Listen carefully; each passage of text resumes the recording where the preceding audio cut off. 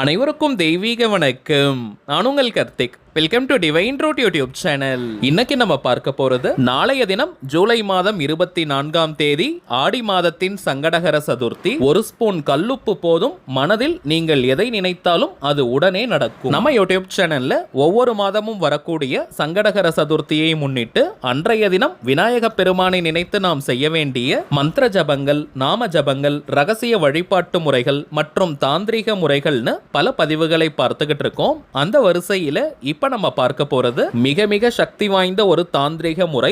இந்த தாந்திரிகத்துல ஆற்றல் மிக்க ஒரு மந்திரமும் இருக்குங்க. ஏதாவது ஒரே ஒரு முக்கியமான கோரிக்கை அல்லது தேவை நிறைவேறணும்ன்றதுக்காக இந்த தாந்திரிகத்தை நாளைய தினம் நீங்க செய்யுங்க.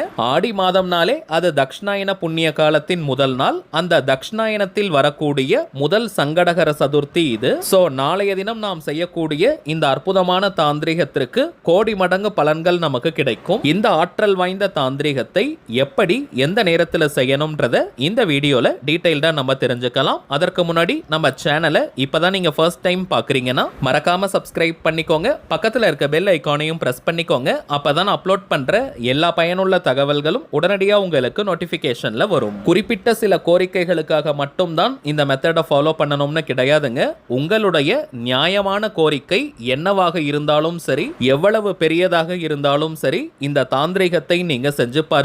அது மின்னல் வேகத்தில் நடந்தேறும். ஆல்ரெடி நம்ம பார்த்ததை போல இந்த தாந்திரிகத்துல ஒரு சக்தி வாய்ந்த மந்திரம் இருக்கிறதுனால இந்த மெத்தடை ஃபாலோ பண்ண போறவங்களுக்கு சில கட்டுப்பாடுகள் இருக்குங்க. ஆண்கள் பெண்கள் யார் வேணாலும் இந்த தாந்திரிகத்தை செய்யலாம். கட்டாயமாக குளிச்சுட்டு தாங்க இந்த மெத்தடை நம்ம ஃபாலோ பண்ணணும். தலைக்கு குளிக்கணும்ன்ற அவசியம் கிடையாதுங்க. நார்மலா குளித்தாலே போதும். அசைவம் சாப்பிட்டுட்டு இந்த தாந்திரிகத்தை செய்யக்கூடாதுங்க. இந்த மெத்தடை கம்ப்ளீட் பண்ணிட்டு அதற்கு பிறகு நீங்க அசைவம் எடுத்துக்கலாம். இன்கேஸ் நீங்க தெரியாமல் அசைவம் சாப்பிட்டிருந்தீங்கன்னா இன்னொரு முறை நீங்க குளிச்சிருங்க. தலைக்கு குளிக்கிறது பெட்டர். அப்படி இல்லைன்னா குளிக்கும் போது தலையில் 3 முறை தண்ணீரை தெளிச்சுக்கோங்க. பெண்களாக இருக்கிற பட்சத்துல தீட்டு நேரமாக இருந்தால் இந்த தாந்திரிகத்தை நீங்க தவிர்த்திடுங்க.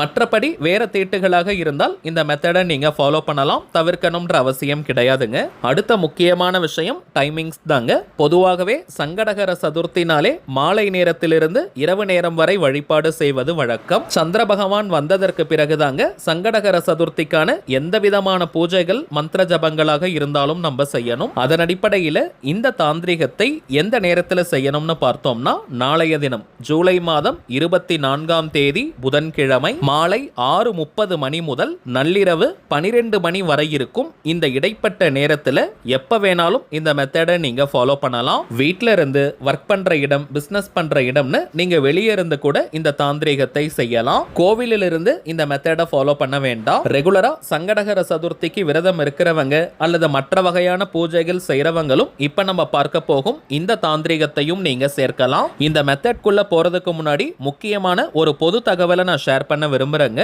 அதீதமான கடன் பிரச்சனையில இருக்கிறவங்க மற்றும் அடகு வைத்த நகைகள், சொத்துக்களை மீட்க முடியாம இருக்கிறவங்க இந்த சங்கடகர சதுர்த்தி அன்னைக்கு விநாயக பெருமானுடைய அபிஷேகத்திற்காக பச்சரிசி மாவு நீங்க வாங்கி கொடுங்க.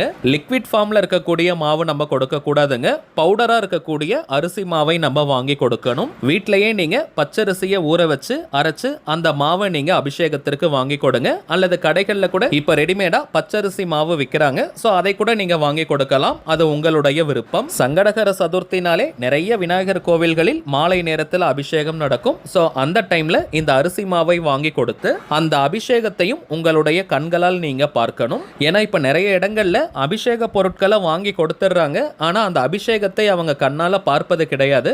எப்பவுமே நாம் வாங்கி கொடுக்கக்கூடிய அந்த பொருளால் செய்யப்படும் அபிஷேகத்தை நம்முடைய கண்களால் பார்க்கணும். அப்பதாங்க முழுமையான பலன்கள் நமக்கு கிடைக்கும். தவிர்க்க முடியாத காரணத்தினால அந்த நேரத்தில் கோவில்ல இருக்க முடியாதவங்க நீங்க பொருட்களை வாங்கி கொடுக்கலாம். ஆனால் இது போல கடன் தீர்க்கக்கூடிய பரிகாரங்கள் செய்யறவங்க கட்டாயமாக அபிஷேகத்தை நீங்க பார்க்கணும். இரண்டாவதாக இன்னொரு பரிகாரம் இருக்குங்க. சங்கடகர சதுர்த்தி அன்னைக்கு மாலை நேரத்தில், அதாவது மாலை 6:30 மணியிலிருந்து இரவு 9 மணிக்குள்ளாக வன்னி மர இலையை வாங்கி கொடுத்து விநாயக பெருமானுக்கு அர்ச்சனை செய்வதும் கடனை வேகமாக குறைக்கும். நிறைய ரோட் சைட்லலாம் இந்த வன்னி மரம் இருக்கும். அதுல இருந்து கொஞ்சம் இலைய பறிச்சு விநாயக பெருமானுக்கு யார் கடன் வாங்கியிருக்காங்களோ அவங்க பெயர்ல அர்ச்சனை செய்யும் போது அந்த கடன் முழுவதும் விரைவாக தீர்வதற்கான வழி பிறக்கும். சோ இந்த 2 பரிகாரத்தை நீங்க நோட் பண்ணிக்கோங்க. இதை நிறைய பதிவுகள்ல நம்ம சொல்லி இருக்கோம். இருந்தாலும் புதியதாக பார்க்கறவங்களுக்காக இன்னொரு முறை நான் ஷேர் பண்றேங்க. பச்சரிசி மாவையும் வாங்கி கொடுத்து வன்னி மர இலைகளாலும் அர்ச்சனை செய்யலாமான்னு கேட்டீங்கன்னா தாராளமாக செய்யலாம். 2 பரிகாரத்தையும் சேர்த்து செய்வது இன்னமும் வேகமாக பலனை கொடுக்கும். குறைந்தபட்சம் ஒரு மெத்தடாவது ஃபாலோ பண்ணி பாருங்க, நல்ல ரிசல்ட் தெரியும். ஏன்னா நம்ம கமெண்ட் பாக்ஸ்ல நிறைய பேர் நல்ல பலன்கள் கிடைச்சதா நீங்க சொல்லியிருக்கீங்க. அதனால தாங்க இதை ரிப்பீட்டடா நம்ம சொல்றோம். சரி வாங்க இன்னைக்கு மெத்தட் குள்ள போகலாம். தாந்திரிக முறையினாலே அதற்கு சில புறப்பொருட்கள் தேவை. இந்த மெத்தடுக்கு பிரதானமாக நமக்கு தேவைப்படுவது ஒரே ஒரு பொருள் மட்டும் தாங்க.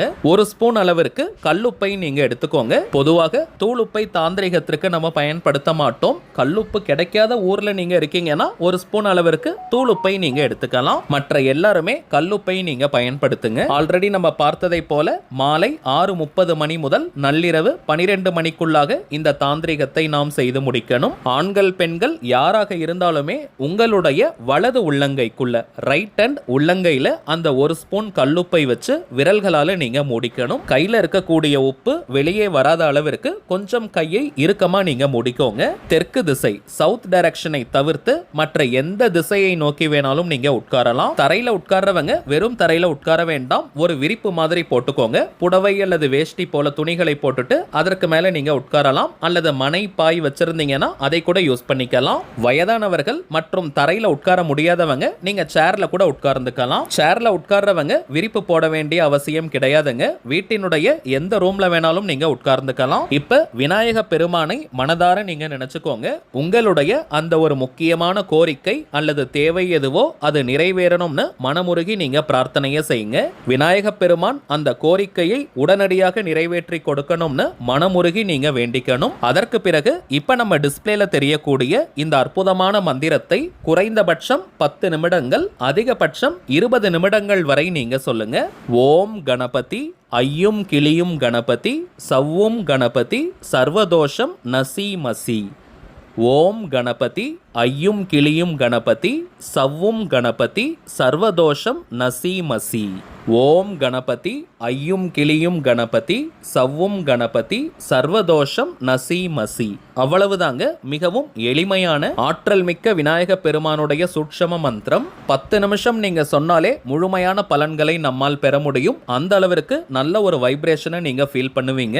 எந்த கோரிக்கை நிறைவேறணும்னு மனசுல நினைச்சிட்டு இந்த மந்திர ஜபத்தை நாம் செய்யறோமோ அதில் இருக்கக்கூடிய அத்தனை விதமான தடைகளும் விலகி அந்த காரியம் மின்னல் வேகத்தில் நடந்து முடியும். இந்த மந்திரத்தை ஒரு பேப்பர்ல எழுதி வச்சு அதை பார்த்தும் நீங்க சொல்லலாம். அல்லது இதையே நீங்க ஸ்கிரீன்ஷாட்டை எடுத்து வச்சு கூட சொல்லலாம். மனப்பாடம் செஞ்சுதான் சொல்லணும்னு கிடையாதுங்க. அதே போல இத்தனை முறை சொல்லணும்ன்ற எண்ணிக்கை கவுண்டிங்லாம் முக்கியம் கிடையாதுங்க. சோ நிறைய எண்ணிக்கையில சொல்லணும்னு நினைச்சிட்டு வேக வேகமா நீங்க சொல்ல வேண்டாம். பொறுமையா நிதானமா நீங்க சொல்லுங்க. 10 முதல் 20 நிமிடங்கள் வரை இந்த மந்திர ஜபத்தை நீங்க முடிச்சிட்டு திரும்பவும் விநாயக பெருமான் கிட்ட உங்களுடைய அந்த கோரிக்கை நிறைவேறணும்னு மனமுருகி பிரார்த்தனையை செஞ்சுக்கோங்க. பிறகு உங்க கையில இருக்கக்கூடிய அந்த கல்லுப்பை கிச்சன் சிங்க்ல போட்டுட்டு நீங்க தண்ணீரை திருப்பி விட்டுருங்க. அல்லது மந்திர ஜபம் ஸ்டார்ட் பண்றதுக்கு முன்னாடி ஒரு டம்ளர்ல அல்லது பாத்திரத்துல தண்ணீர் புடிச்சு வச்சுக்கோங்க. மந்திரம் சொல்லி முடிச்ச உடனே அந்த கல்லுப்பை தண்ணீர்ல கரைச்சு கிச்சன் சிங்க்ல அல்லது வீட்டுக்கு வெளியே கூட செடிகள் புதர்கள் இருந்தால் அந்த இடத்துல நீங்க ஊத்திடலாம். அவ்வளவுதாங்க இந்த மெத்தட். இப்போ உங்களுக்கே தெரிஞ்சிருக்கும் எந்த அளவிற்கு எளிமையான ஒரு தாந்திரிகம்னு. சோ நாளைய தினம் மறக்காமல் இந்த மெத்தடை நீங்க ஃபாலோ பண்ணி பாருங்க. அனுபவ ரீதியாக பலன்கள் உங்களுக்கே தெரியும். சரிங்க, அவ்வளவுதான் இந்த பதிவு. நிச்சயமா உங்களுக்கு பயனுள்ளதா இருந்திருக்கும்னு நினைக்கிறேன். மேலும் இந்த வீடியோ உங்களுக்கு பிடிச்சிருந்தா மறக்காம லைக் பண்ணுங்க. நம்ம சேனலையும் சப்ஸ்கிரைப் பண்ணிக்கோங்க. தேவைப்பட்டுச்சுன்னா உங்க ஃப்ரெண்ட்ஸ் அண்ட் ஃபேமிலிக்கும் இந்த வீடியோவை ஷேர் பண்ணுங்க. அடுத்ததா இன்னொரு முக்கியமான தலைப்போட நான் உங்களை சந்திக்கிறேன். என்றும் அன்புடன் கார்த்திக். நன்றி.